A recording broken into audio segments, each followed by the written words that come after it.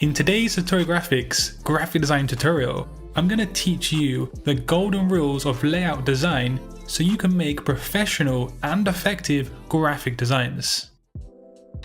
So welcome back to Tutorial Graphics, and in the first golden rule for layout design, we're going to take a look at negative space, which is sometimes referred to as white space.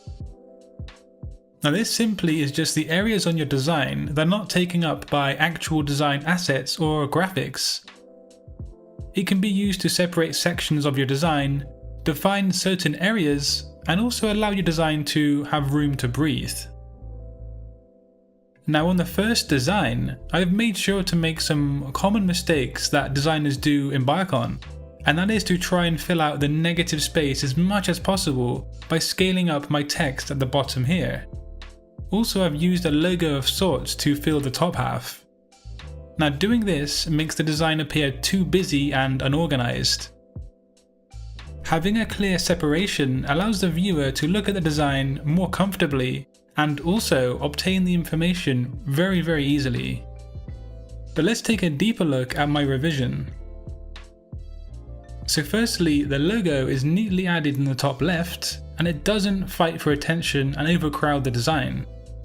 The blue area is left with a lot of negative space, which does look neat and also organized. Below that, the text is still legible when printed out on an A4 document, yet there is a lot of space to the bottom right, which gives the design and the text some more room to breathe.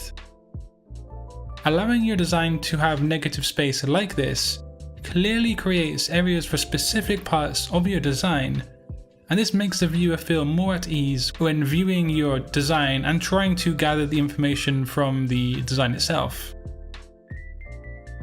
So finally, the design uses negative space to create the shapes going diagonally from the top right to the bottom left. So be sure to pay close attention to the negative space on your graphic designs, just as much as the actual graphics themselves, if not more so. Negative space in logo designing is often strictly around optical illusions and creating shapes with negative space. If you want to see more about negative space and logo designs, I have a video linked at the end of this one.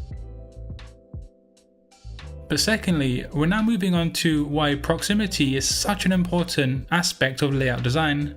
And proximity basically suggests that design elements that are linked in some way or have a relationship should be grouped together. Aspects of your design that do not have a link or a relationship should not be linked together in most cases. When used correctly, proximity will structure your design as well as indicate to the viewer certain cues and information. So here is a landing page design, and firstly you can see a clear divide from the left to the right.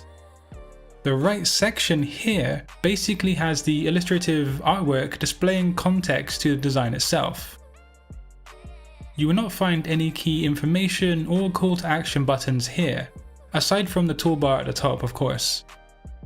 Now on the left hand side, the title and the text content is grouped together in a neat manner, using good use of proximity. Now below that, there is a call to action which has its own space and is left alone, which basically frees it up to make it easier to be seen by the viewer and thus clicked. And finally, all of the social media icons are below in their own group. On this left hand side, we have 3 different groups that all use neat and valid proximity. Proximity and negative space do have a connection, and both should be taken into account when designing something in terms of the layout. Now repetition is a key aspect of not only layout design, but just graphic design in general. It helps a design have more continuous theme or look and feel. Repetition can be seen in things like the color scheme used throughout your design, or the use of similar shapes and graphics. Now here is another landing page design, and what kind of repetition can you see in this example? Now firstly, the most striking thing probably would be the color scheme.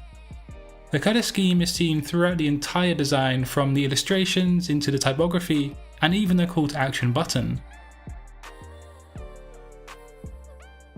Also in the design, you'll notice that the style of the illustrations and the graphics are of the same kind of style throughout.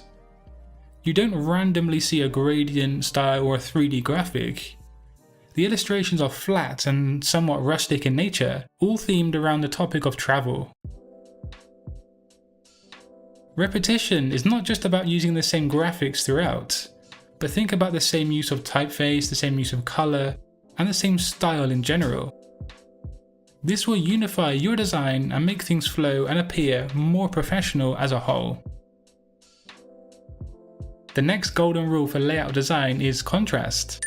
And this is something I've mentioned before on this channel, but let's take a quick look to reaffirm the understanding and the importance of it. Contrast simply refers to two design elements or aspects that are different in appearance and nature. To create contrast, you can experiment with color, typeface, shape and size. Contrast is very useful for creating a focal point, as well as giving objects greater visual weight and balancing the image. The first aspect of this design that utilizes contrast is the typography at the very top. Now I have the word Satori in a thicker version of the typeface as opposed to the typesetting graphics. This creates interest in the visual aspect of the title. And the next use of contrast is the bottom text here, and this is where the use of red and black is seen, which are two contrasting colours, as well as again having different thicknesses in the typography itself. And in terms of shape, the circular icons at the bottom are a contrast to the straight edge line shapes that are found elsewhere in the design, giving them intrigue and a chance to stand out to the viewer. The actual image in the middle of the design is slanted on a tilt, which is a stark contrast to the level straight lines that are horizontal and found throughout the rest of the design. And of course, finally, the entire design utilizes a very contrasting color scheme of black and red, and also white thrown into the mix. Contrast is a great way to create interest and intrigue on your designs, but also it grabs attention and it directs the viewer's eye onto certain aspects of your design. Now, the penultimate golden rule for layout design is alignment. In graphic design, we should always be mindful of alignment. If it's for text, for imagery, or design elements in general, you should always look to align your work professionally and not make the rookie mistake of neglecting alignment. On my example, the first port of alignment is the future text in the central focal point. Now you can draw a vertical line and see that this text is centered properly. Now next at the bottom, the text information is situated neatly along a horizontal line and away from the print edge by a decent amount of space, and this is to keep the design neat and visually appealing. Now also running up the left and the right hand edge, I've adjusted things so that the linear graphic in the background now levels up to these text contents on the sides.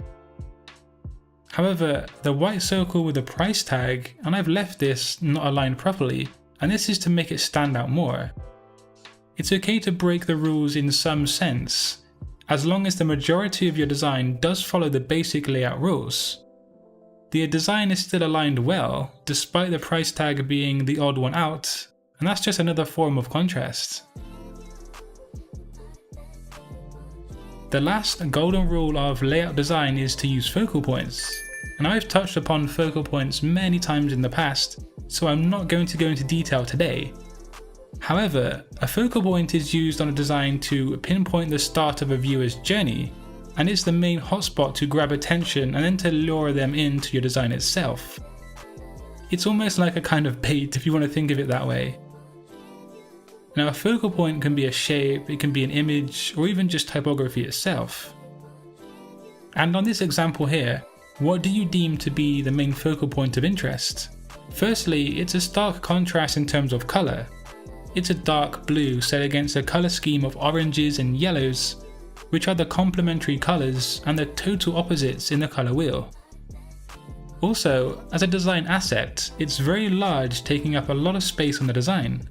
And notice how the wing itself is pointing to the title and the text in a sense, which again demonstrates how the viewer's eye can be directed and controlled.